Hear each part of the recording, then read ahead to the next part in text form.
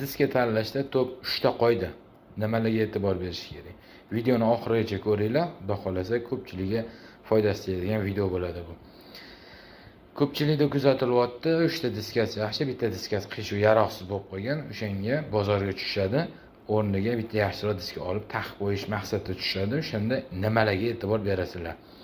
Birinchisi, diskani katat bo'lmaganiga e'tibor berasizlar. Ikkinchisi, balonga qotirganda bo'l qotadigan o'rniga e'tibor berasizlar.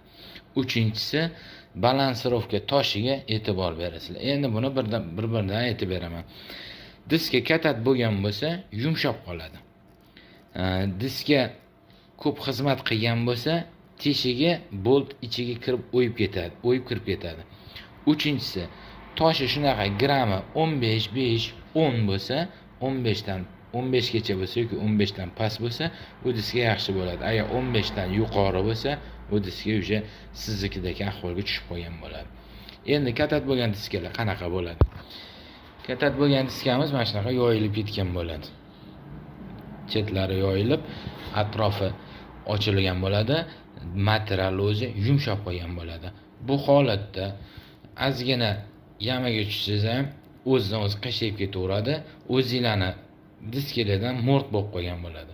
Chunki bu istanoyda aylanavergan bo'ladi. Istanoy bu yerga mana ichki tarafiga tushadi. O'sha taraflama bu tez qashib ketaveradigan bo'lib qoladi. Mo'rt bo'lib qoladi. Uchinchisi, teshiga bolt kirib ketadigan darajada bo'ladi. Buni qanday bilish uchun buni qo'linglar bilan bunday ushlasanglar, teshigining atrofini o'yilib qolgan bo'ladi, ham teshigining gilazogi katta bo'lib qolgan bo'ladi. Buni o'zimni diskamni berib, boshqa diska olaman degan tanishlarga videoni jo'natib qo'yasizlar. Xudo xolasa albatta foydasi tegadi bu diskani, chunki 4 ta diska olmay, yenga olmay, ozgina ekonom bo'ladi degan odamlarga jo'natib qo'yasizlar, chunki bozorda undan battarini olib qolishligi mumkin. Videoni shunaqa diska olaman deb yurgan yaqinlarga jo'natib qo'yinglar. Xudo xolasa bizdan yaxshi videolar chiqaveradi.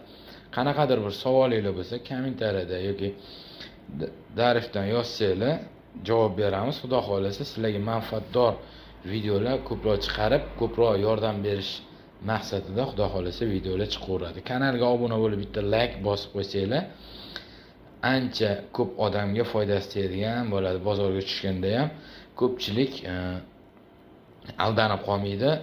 Shu nima olishini, nimaga borganini, qanaqa qilib olishini